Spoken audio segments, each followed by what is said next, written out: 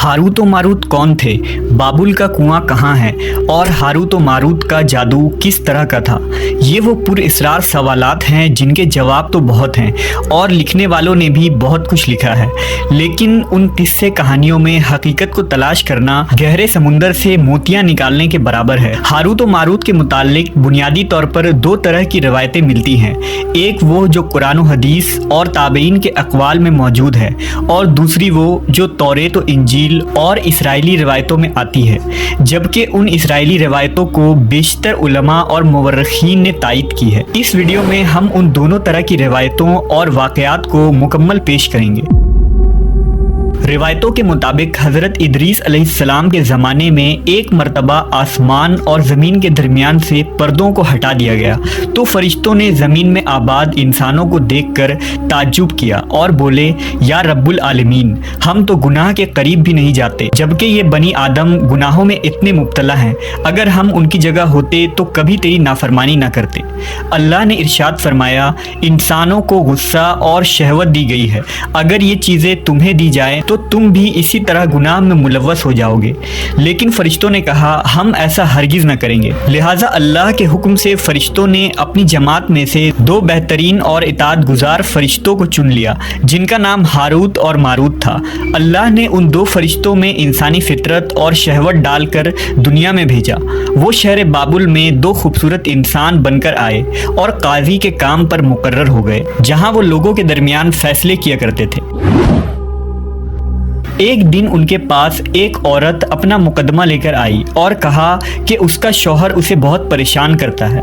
Harut व Marut ने जब उस औरत को देखा तो वो उसकी खूबसूरती और हुस्न से मरऊब हो गए और उस पर आशिक हो गए। उन्होंने उस औरत से जिना की ख्वाहिश की तो औरत ने उनसे कहा, तुम्हारी ये ख्वाहिश मैं तभी पूरी करूंगी जब तुम बुत की पूजा करो, शराब पियो या मेरे खाविंद को कत्ल कर दो।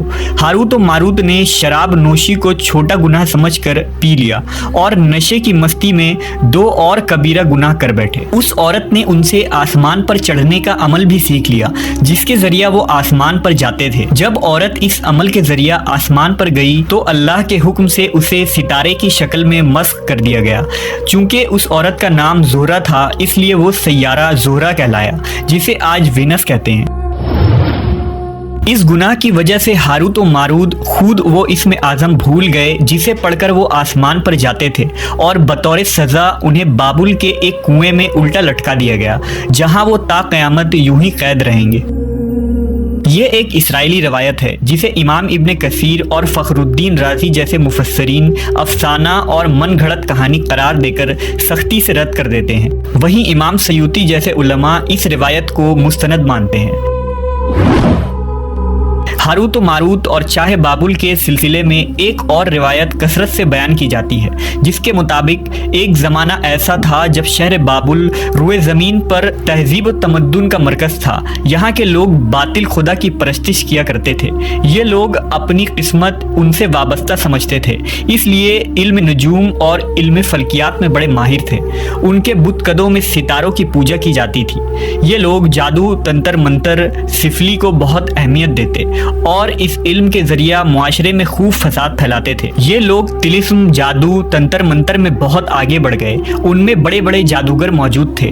उनकी तारीखी किताबों में जगह जगह जादू और तंत्र मंत्र ही नजर आता है। उनका जादू दूर दूर तक मशहूर था। मुख्तसर ये कि उस शहर का बाशिंदा होना ही जादूगर होने की अलामत थी।